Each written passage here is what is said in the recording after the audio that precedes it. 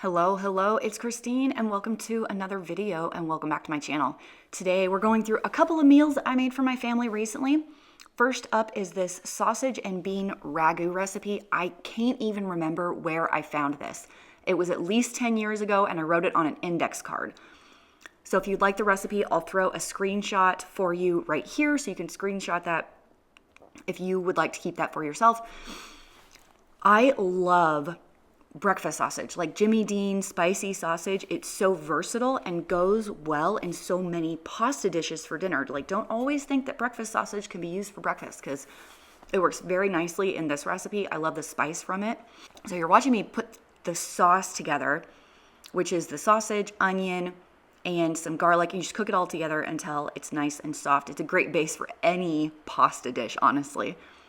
I'm using elbow macaroni because I have a lot of it. I was given basically an entire case of elbow macaroni. It's a little ridiculous, I know. It's just 1 pound of pasta, and I find that elbow macaroni cooks a lot larger than what you started with. This dish actually, I bet would feed 10 people. It makes so much food, and you'll see that a little bit later. Now, I've always liked to cook, honestly. The last couple of years, my life has gotten super busy with my kids' activities. This past year, 2019, with Ironman and all of the travel that I did not talk about it much on the channel, but Dave and I had 4 immediate members of our family pass in 2019. There was a lot of funerals, a lot of going to help people move, and 2 divorces in our immediate family as well. And so there was just a lot of family stuff going on.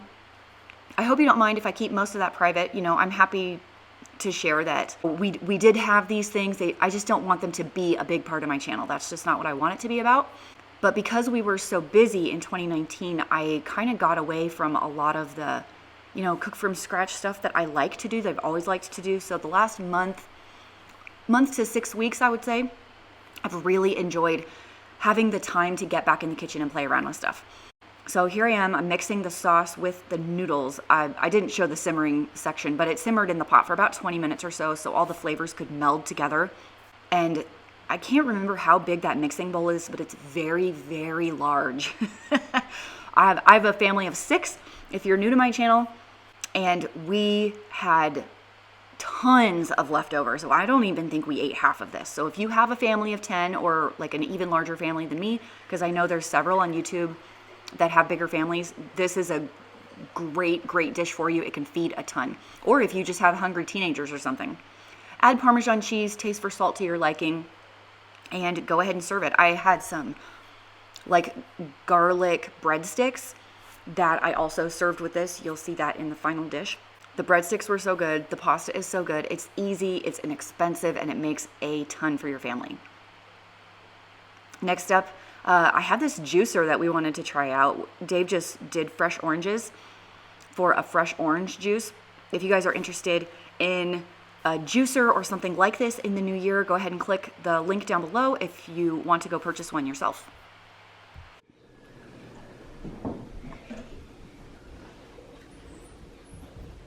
It's fresh squeezed orange juice. What is Andrew doing over there? I don't know. It needs to be cold. It needs to be cold. It's not cold. All right, well, what do you think? It tastes like an orange. It tastes like an orange. It tastes great. Yeah. Now the trick is, can I juice some carrots and cucumbers and apple and have that be good? Well, it's gonna work. I was wondering if I could do a carrot next. Well, I want carrot, cucumber, apple together. Carrot, cucumber, apple together. Mm-hmm. Okay. Because the apple will give it some sweetness.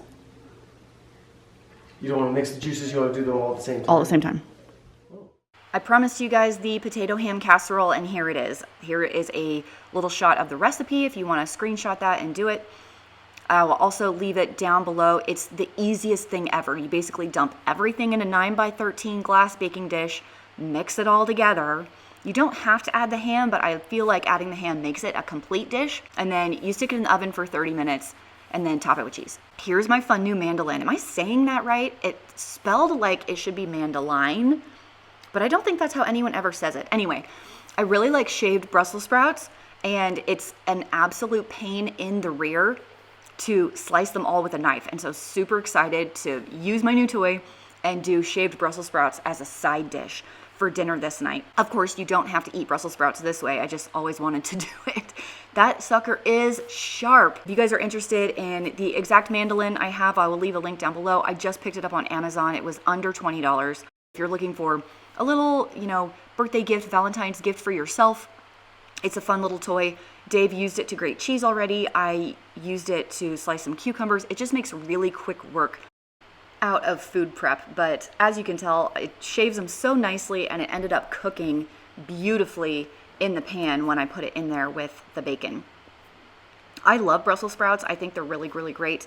A lot of people don't like them whole. I don't really prefer them whole either. I like to either half them or quarter them, blanch them really quick, and saute them with butter and salt and pepper. That's amazing. And then this shaved way was also really, really good.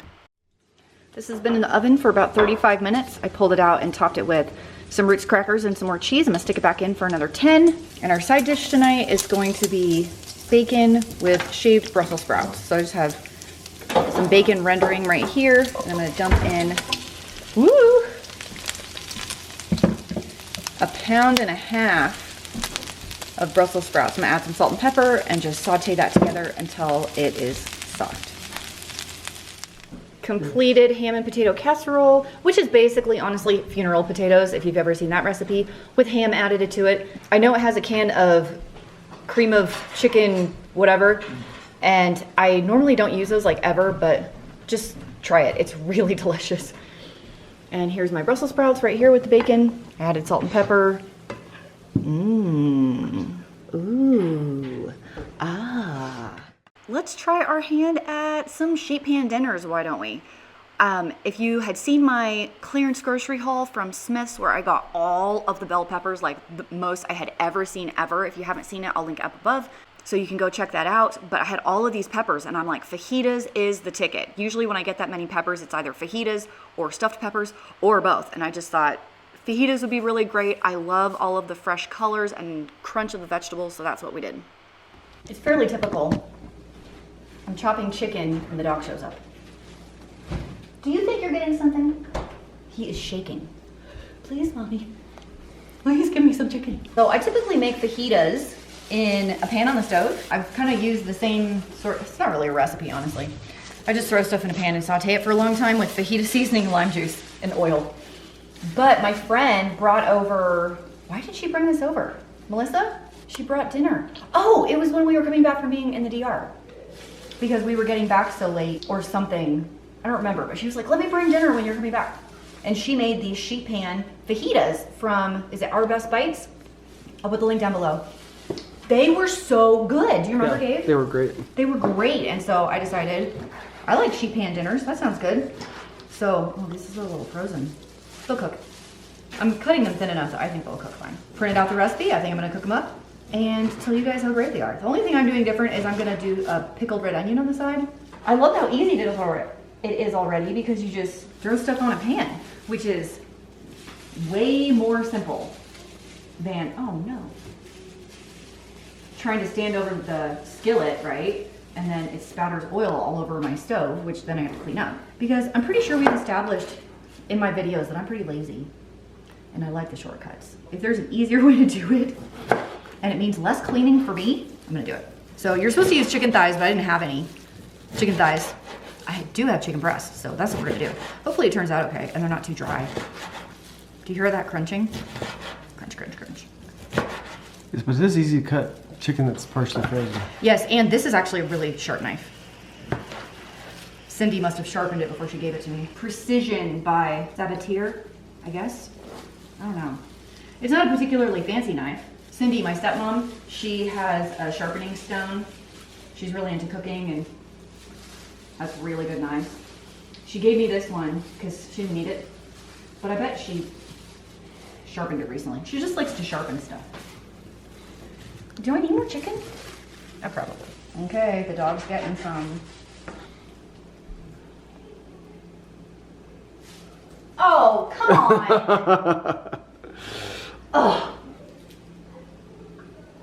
Get it? No, what? What? It's still in my hand. Come on, come on. Speedy, Speedy. Take it, take it. Okay, we're gonna have to wipe up that floor. Speedy like doesn't have any teeth anymore.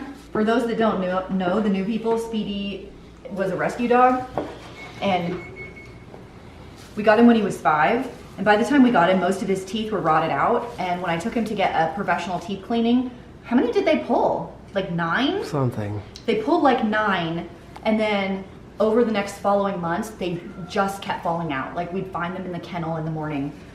And the vet said that there was nothing we could have done about it. He was probably had really poor nutrition as a puppy and just kind of ruined his teeth for the rest of his life. So he doesn't have very many teeth anymore, which means he kind of has a hard time. He doesn't chew anything. He like gulps things. I see you eyeing me. Here are my sheet pans after I've added all of the spices, and now I'm just gonna mix them up thoroughly, wearing gloves so I don't have to wash my hands a million times, and pop them in the oven. There's something weirdly pleasing about squishing all of this with your hands. Do you think that looks pretty? I think it looks great. I think it smells great. I went a little heavy on the bell peppers. There's bigger problems to worry about in this life than too many bell peppers. Well, the way I like to eat it, of course I'll serve it with tortillas for Dave and the kids, but I like to eat fajitas just in a bowl, like the fajita meat and vegetables in a bowl with a little bit of cheese on top, sans tortilla. I'm gonna get more vegetables and a couple less calories. I typically don't count the calories of vegetables. Not that I really count calories anyway. I would say that's inaccurate. How often do I count calories these days, Dave? Not often. I haven't seen you do it for actually a while. Several months. I haven't done it for several months. I feel like I did it so much before I have a good understanding of how many calories something has. You know what I mean? If you do it for a little bit, you kind of understand food a little bit better. So if you've never done it, I feel like it's a learning experience. How does that look? Oh, baby. Okay, I'm gonna put these in. 20 minutes. On convection. I have mine on convection. Okay, here we go.